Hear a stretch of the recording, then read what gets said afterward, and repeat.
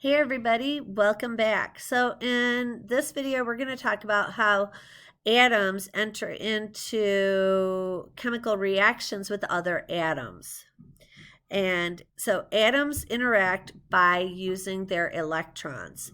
So we remember we have this atom. Oops, hold on. I need to go like that. So we have an atom that has those protons in here, those neutrons in here, I'm just putting neutral, and then those electrons out here, remember? And it's the electrons that interact with other atoms.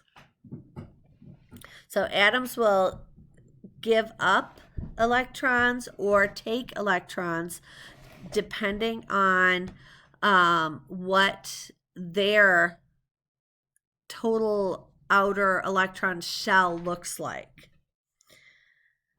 And that's how they interact. So let's look at this, okay? So hydrogen is one of the simplest forms of an atom.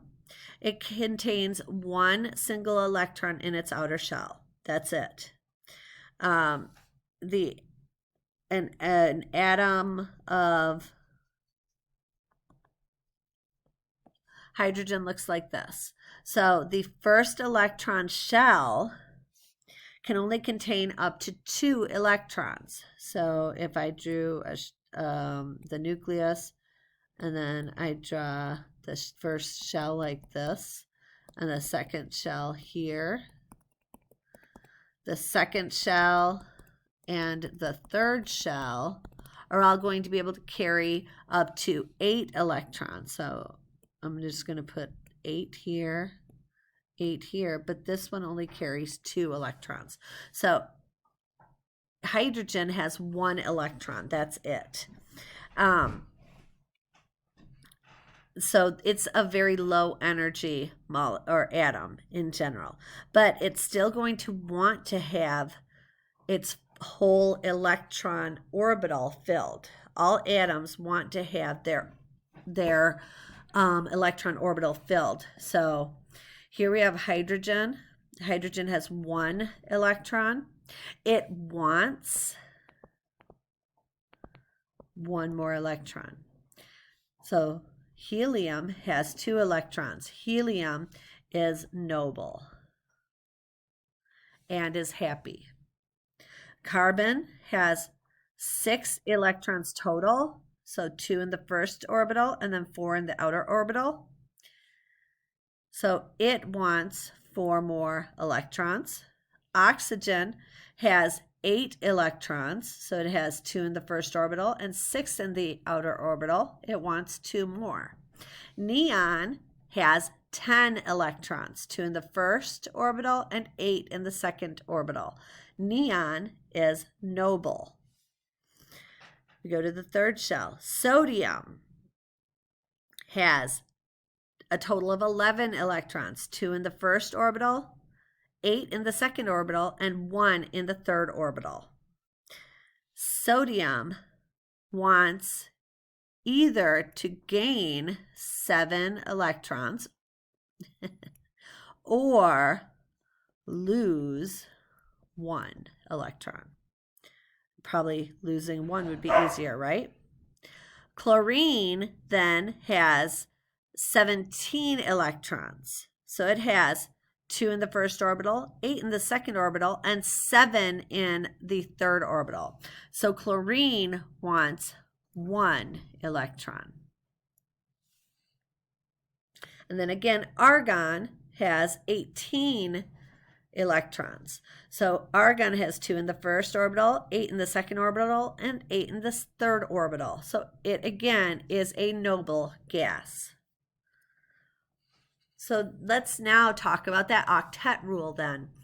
All atoms want their outermost valence shell, so the outermost shell is their valence shell, filled. So whether the outermost shell has 1 electron and inside the nucleus there's 1 proton, or the outermost shell has 7 electrons, right? 7, and inside has 17 protons. So I'm just showing you. They both want to have a full outer shell. So in this case, this atom wants 1 and this atom wants 1. And so atoms are going to do whatever they can to come into or to get their outer orbital completely full. That means that the atom is more stable.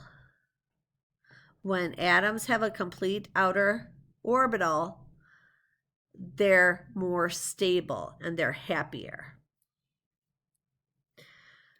So this is where we start forming molecules. So molecules are atoms of the same type that come together. So like hydrogen.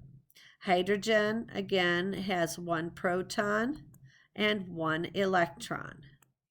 So if we take hydrogen with the 1 proton and 1 electron and we form a bond between them, they can share their electrons, and then the electrons can go around both orbitals and they're going to be happy because they now each have 2 because they're sharing.